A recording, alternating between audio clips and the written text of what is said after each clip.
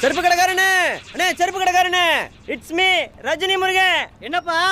எங்க அப்பா வந்து கேட்டா ஆடி கார்ல ஆரப்பாளையம் வரைக்கும் போயிருக்கேன்னு சொல்லிடுறீங்களா?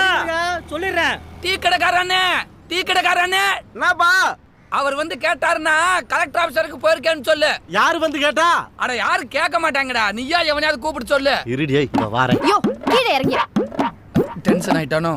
டைம் ஆச்சு, வண்டி எடு. இருங்க. ஹே டூடு. ஏப்பா காரெல்லாம் பெரும்போட்ஸா இருக்கு. எப்பப்பா வாங்குனீங்க சொல்லவே இல்ல?